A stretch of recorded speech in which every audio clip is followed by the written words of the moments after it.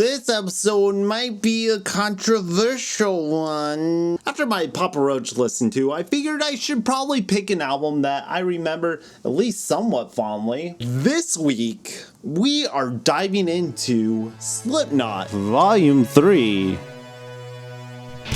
Doug's Thoughts, Doug's Thoughts, Doug's Thoughts.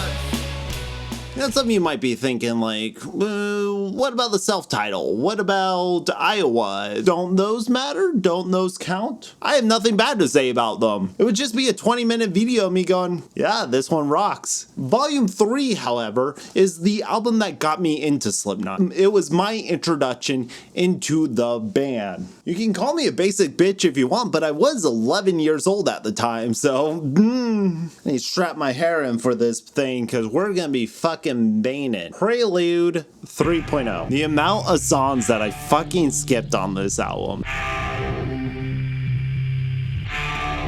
Isn't this a metal album? Is it gonna start at some point? That being said, love Corey's vocals when they come in. If they come in. Just such a long intro. It's haunting, but it's kind of pretty at the same time. If you're gonna do a prelude, it should build up, it should lead into something. What I don't like is like on Chuck, when it's just a guitar riff for what reason, for what purpose, what does that lead into? This prelude though, works perfectly with the second track. Just screaming, we're angry, the anger's building.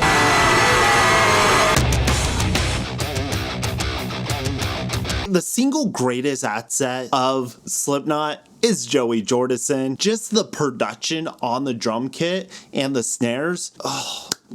Current albums are sorely missing him. Though, there is such a thing as too much of a good thing, and Slipknot tends to overstay their welcome a lot. I like that there's different levels to Corey Taylor's vocals. His kind of rap, new metal vocal. And then he has his yelling, his screaming, which you can still understand what he's saying. It's energetic and yelly enough to give you that like metal in your face feeling. It almost sounds like two different singers. So when you overlay them, it gives a really cool effect. Can you feel this? I'm dying to feel this. How do I feel about the guitar work? That's kind of hit and miss. It's a love-hate relationship. I think it works with the songs, but at the same time, it's not good. Especially if you look at Avenged Sevenfold at the same time. The other staple of metal. Their guitar work is goddamn insane. And I always felt like Slipknot, their guitars were kind of weak. They're kind of empty. The distortion on them is like kind of crunchy and messy and almost industrial-like. I also like that Slipknot doesn't try to pull a lot of focus on how cool they're being sometimes. They just are. It feels so natural with them. That's why I like Slipknot. It's a collective of people and ideas, and it doesn't feel like the Corey Taylor show, like Stone Sour. The front half of this record, real good. It's that Slipknot goodness that I want. Give it to me. Messy, but controlled. Chaotic, but beautiful.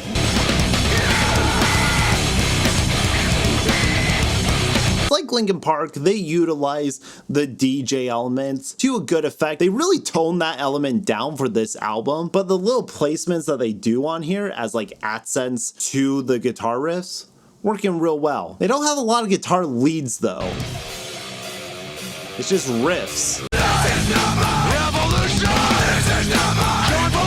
There is a very stylized flow. It really feels like they craft these songs. They sit down, really build these songs from the ground up. The band is so disciplined and they work so hard to make interesting songs. Unfortunately, that does lead some of their songs to be a little exhaustive and a little overly long, but when they're this kick-ass, you can't really complain.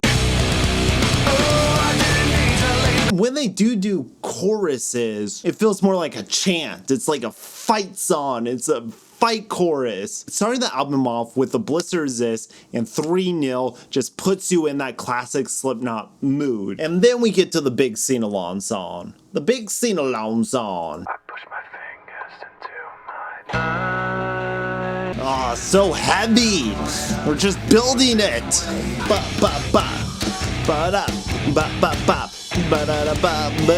There is the lack of leads, but they still create memorable parts with their guitar work. I do feel like Corey Taylor does really think about themes and what he's trying to say, and this is probably his most rap-esque verse. It's where he fucking spits the fastest, and like it's so hard to catch what he's saying the first couple times you listen to it. I have screamed until my veins collapsed. I've waited as my time's elapsed. I'm not sure if I like how he sings that though. So I waited till my life. This very like type of performance. Then this is like the most like traditional kind of chorus that they've done so far. Da da da da da da da da. Very simple drums. Duality's a fucking banger. Sure, it's kind of goofy, but it's so like polished that you can't really get mad at it. I like this song, which sounded like a reject System of a Down song. This song just feels really weak for Slipknot. It feels half-assed in a way that none of the other songs do. Then here is where Slipknot takes a fucking left turn. Something completely different. Do you want Slipknot to do acoustic songs? Do you want Stone Sour to come in and play a song or two? It's an interesting experiment, but I just don't think it has any place on this album. It's not the last time that they try shit like this. I get wanting to have dynamics throughout the album. You don't just want an album that's 100% all the time. It gets exhausting. But then again, this album has 14 fucking songs on it. You could have got 15 minutes out of it.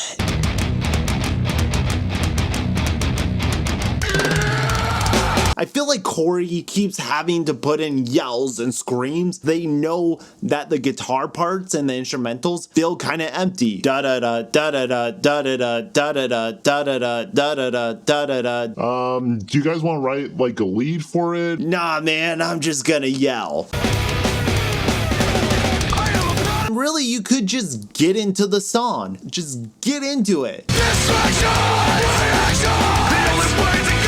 Discarded, retarded. I'm curious if they still seen that line. I like the sentiment of the song. A child talking to a parent about like their baggage and shit. Like you gotta get that stuff out.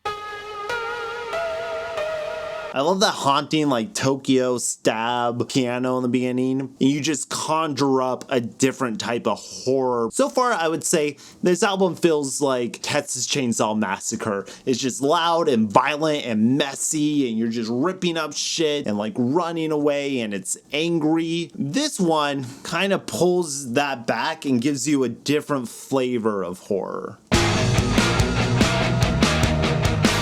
It's this obsession, obsessing over a person, obsessing over a victim. Just start the song. Just fucking start it already. She seems dressed in all the rings. Once again, doing that like diva singing.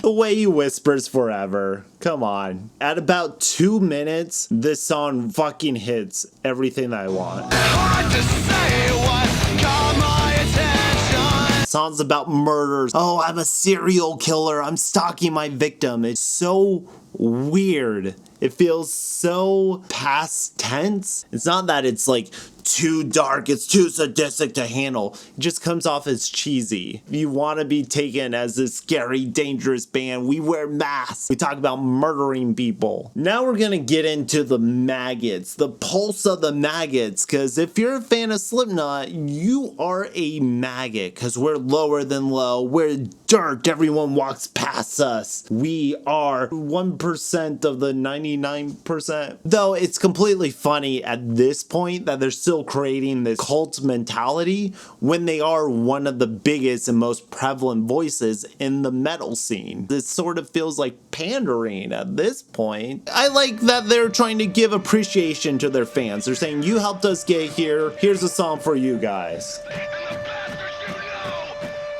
Here's a thesis statement. This is a year where hope fails you. The test subjects run the experiments, and the bastards you know is the heroes you hate. Cohesion is possible if we try. There's no reason, there's no lesson, no time like the present. Tell me right now, what have you got to lose? What have you got to lose except your soul? So who's with us?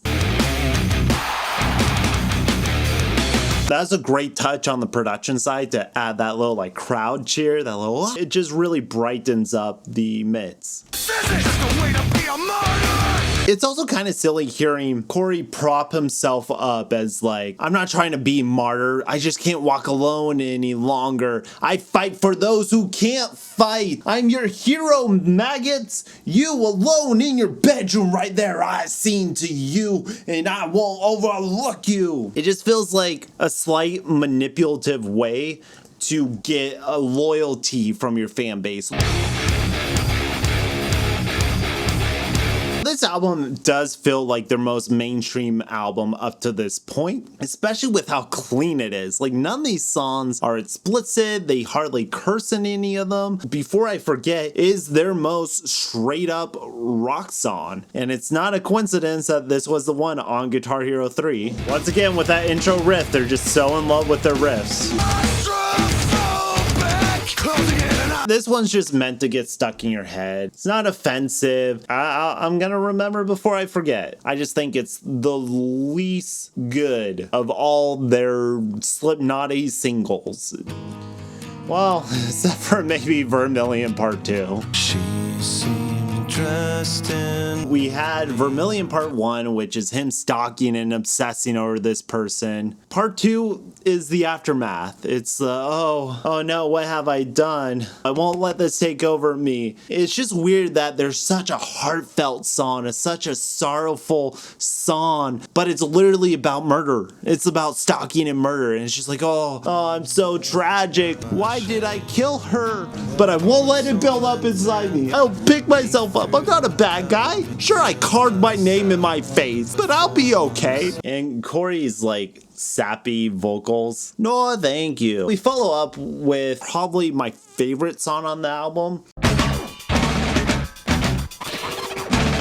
Here they're doing enough with the guitar parts that it doesn't get annoying, it doesn't feel repetitive. They're switching it up every few bars.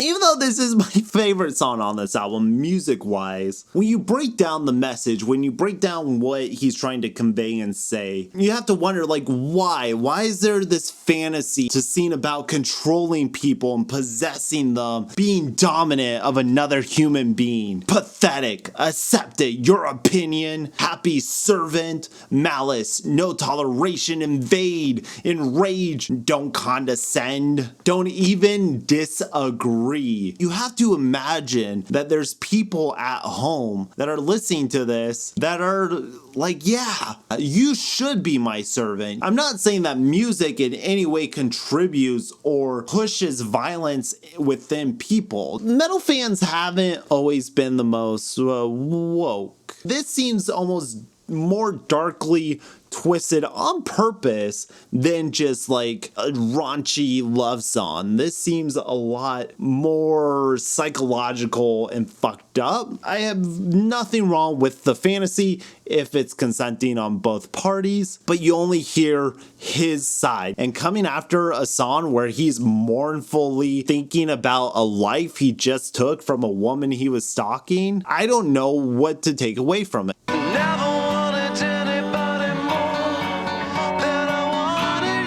You do get a little glimpse of truth and remorse in the chorus. Don't go. I never wanted anybody more than I wanted you. So he's pushing this person and he's shoving submissiveness onto them. And that's forcing them to leave because fuck that situation. And he's like, no, wait. I'm sorry. I just love hate. Just when you thought that they were remorseful or that he was learning from his actions. Second chorus, the only thing I ever really loved was hurting you. And then we end the song with him singing You Deserve It. Maybe I shouldn't have looked into this song. Great, another one about obsession.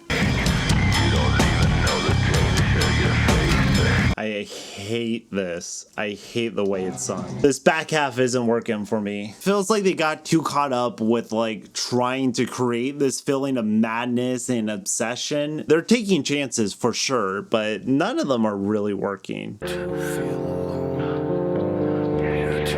Again, with kind of the Tokyo Stat piano. Out of the slow songs, I think Danger Keep Away is probably the better one. I personally would take off the Prelude, Opium of the People, Circle, Vermilion Part 2, The Virus of Life. When it's on, it's really, really on. And there's the flourishes of Slipknot that you fucking love and you just want to hear again and again. But you can start to see the influences that push them in their later career. Not only are they this angry, aggressive metal band, but they're also serious and deep and sorrowful. I don't think those work. That's not Slipknot's strong suit. Slipknot, as they've gone on, they just keep indulging themselves and stretching them to the point the core things that I like about the songs aren't even there anymore. I like that they tried something different. I like that they took risks on this album. I just feel like the risks they took were misplaced and miscalculated. This album has produced some of my absolute all-time favorite Slipknot songs. Regardless of the subject matter of some of those, I still get excited when those songs come up. I'm giving Slipknot Volume 3, the Subliminal Verses, a slam jam, because I literally will take half the songs off this album to listen to it. Told you it was going to be controversial. Thank you for watching. I'm Grayson Todd. If there is another album from yesteryear that you would like me to cover, please comment below. Give this video a thumbs up if you enjoyed my thoughts. Give it a thumbs down if you don't. That's within your rights. YouTube gives you that power, and I am telling you, do it. Catch you guys on the flip side. Stay sweaty. Listen to some good shit. Toodles.